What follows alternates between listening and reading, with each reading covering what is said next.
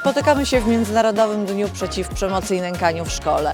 Jak ważny jest to temat, chyba wiemy wszyscy, tym bardziej, że badania z 2023 roku zlecone przez Fundację Dajemy Dzieciom Siłę wykazały, że 66% spośród uczniów doświadcza pewnych form przemocy rówieśniczej. My jako Ośrodek Pomocy Społecznej pracujemy z osobami i rodzinami doświadczającymi przemocy na co dzień. Ale takie akcje jak dzisiaj są bardzo ważne, żeby wszyscy mieszkańcy, wszystkie instytucje, wszyscy ludzie dowiedzieli się, że powinniśmy działać razem przeciwko temu zjawisku.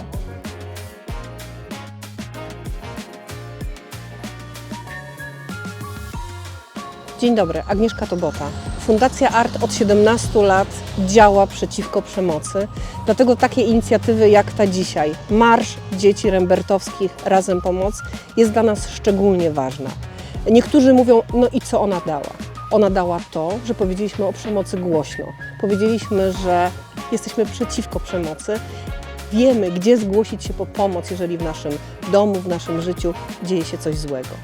Stop przemocy! Stop przemocy! Stop przemocy! Stop przemocy!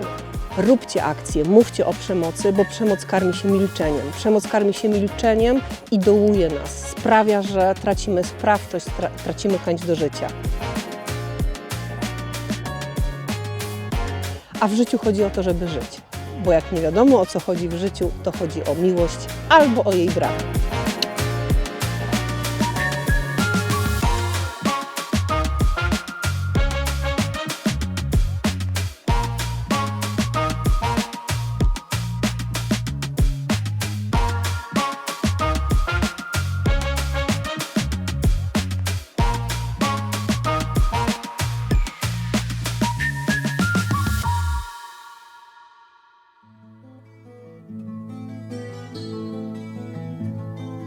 Kuamanduasi mamulite par mūžīgu dzīvošanu. Kuamanduasi mamulite par mūžīgu dzīvošanu.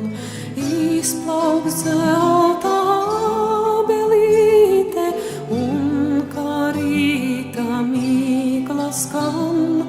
Izplauks zelta abelīte, it neviens lai neuzzin, tā